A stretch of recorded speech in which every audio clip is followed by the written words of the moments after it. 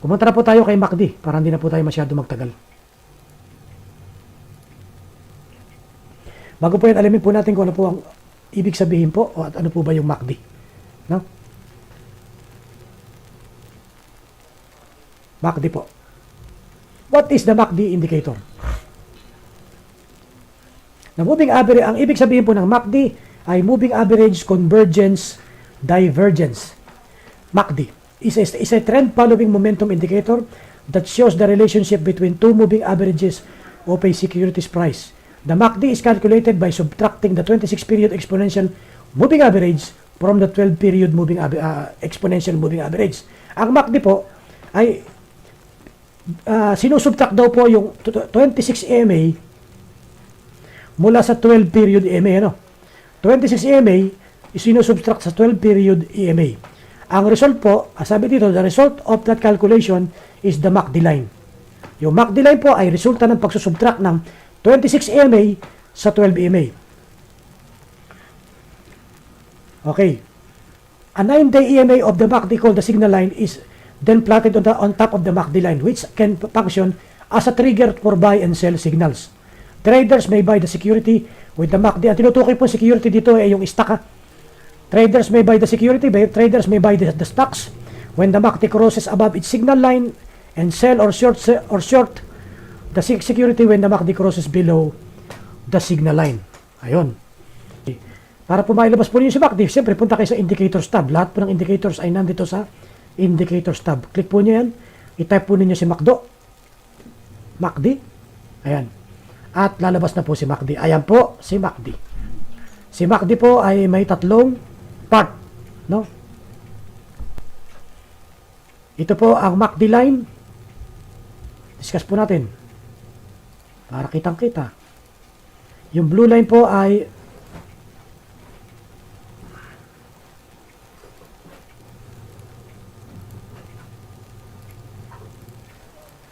yung blue line po ay tinatawag na MACD line.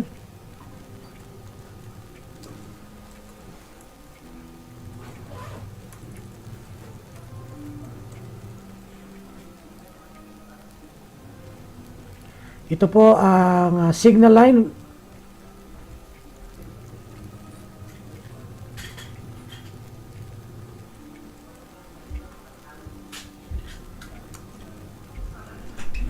Ang signal line po ay EMA 9 ha. Ito po ay ito pong signal line ay EMA 9 pero hindi na po masyado problemahin yan. At ito po ang tinatawag na histogram.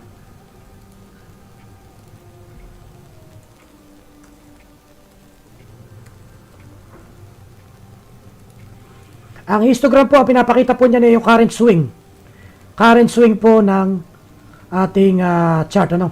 Okay? Ang MACD line po at ang signal line ay nagbibigay sa atin ng buying signal or selling signal. Ano? Ganyan po yan. Saan po tayo magbabay? Kagaya po ng MA. No? Kagaya po ng MA. Ha?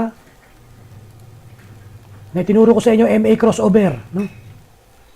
Kapag po nag-cross yung signal, MACD line sa signal line, bibili po tayo.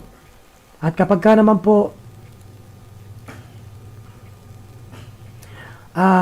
nag-cross below na yung MACD line sa signal line, ay dyan naman po tayo magbebenta. Yan po yan. Ano? Ganyan po ang paggamit ng MACD. No? Kapag ka po ang ito pong ating mga MACD line at signal line ay below zero, ito po yung zero, zero level. No? Gawin po natin yellow para kitang-kita nyo zero level. May significance po yung zero level na yan. May ibig sabihin po yan. Ano?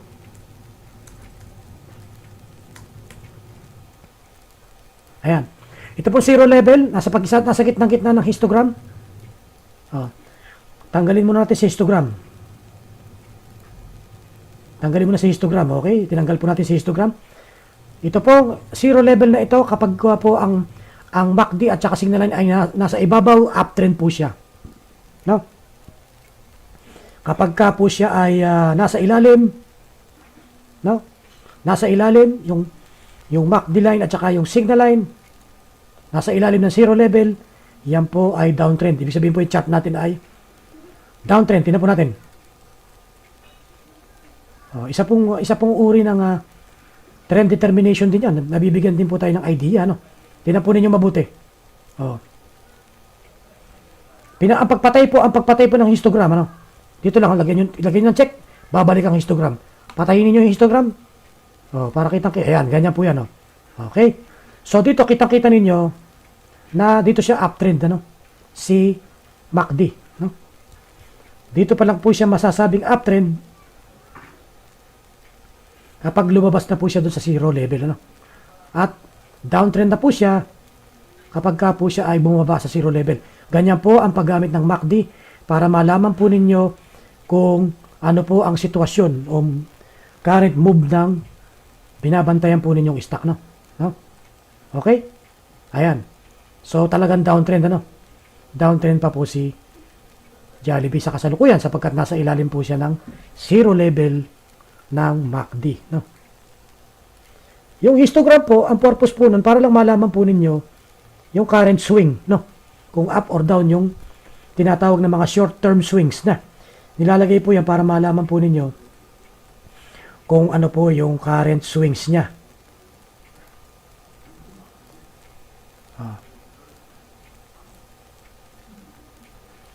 Teka, lagay po natin ulit si histogram. Pwede po ninyong patayin si histogram kung ayaw po ninyong gamitin. Kumisa po, tinatanggal ko yan eh. Ito po kasing ano, ito pong pinaka-zero niya, pinaka-midpoint po niya, no, pinaka-midpoint. Ito pong histogram, sinasabi po niya kung downtrend po yung swing or uptrend yung swing. No? Kung downtrend po yung swing. Yun. Sa swing lang po siya. Kung minsan, pwede po niyong patayin ang histogram. No? Ayan o. Dito po, kitang-kita po ninyo na talagang downtrend pa si Jollibee dahil nasa ilalim po siya ng level 0. Ganyan po yun, ano? Okay. Ngayon, binibigyan din po tayo ng buying signal ni MACD. Oh. Agaya po dito, pag tinuntun po ninyo ito, nilagay nyo ng tinuntun po ninyo, dito po tayo binigyan ng signal ni MACD.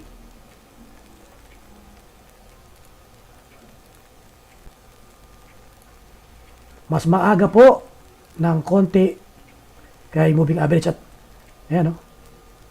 MACD give dalawang signal, binigyan tayo ng dalawang signal. Nag-crossover din po siya sa MA9, ano?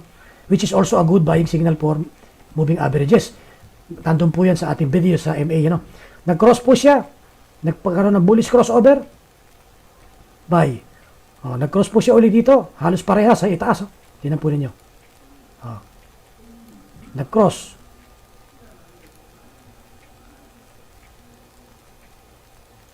Ayan, dito po tayo bibenta. Halos parehas ng MA. MA9 saka MA20 crossover, no? Halos parehas. Mas maaga lang po na binigay niya yung buying signal. So, mas maaga kayong makakapasok. Ang setting po ng default setting po ng MACD ay 12.26.9, no? Ibig sabihin po niyan, yung 12 EMA minus 26 EMA, tapos yung signal line po ay 9 EMA. Yung pong red line, 9 EMA po yun. Yung 12 minus 26, ang resulta po nun ay yung MACD line. Okay? Pwede po bago-baguhin ang setting? Pwede po bago-baguhin ang setting. Meron po akong ginagamit na another setting which is 3-10-16.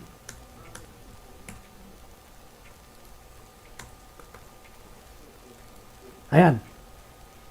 Ang nangyayari po ay lumilikot lang naman po itong si MACD. Ang nagiging resulta po niyan, tingnan po ninyo mabuti. Binago po natin ang setting. 3-10-16. Tingnan po ninyo, naging mas maaga po ang buying niya ngayon. Dito na po siya nagbigay ng buying signal, ano? Mas maaga na. Nang binago natin yung setting. Kanina, ang buying signal na binigay sa atin ay dito. Ngayon ay mas maaga. Dito tayo binigyan ng buying signal. No? Sa madalit sabi po, mas maaga po ang binibigay na buying signal pag binago po nyo yung setting. 3-10-16 po. Kung gusto po ninyo ng mas maagang buying signal. At maaga ring selling signal. Tingnan po ninyo.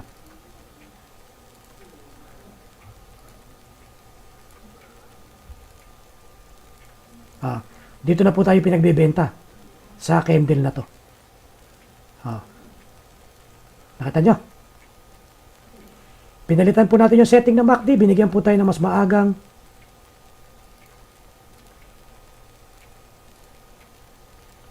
buying at saka selling signal. Gets na po ba ninyo? Ganyan lang po ang paggamit ng MACD. No? Ganyan lang po ang paggamit ng MACD.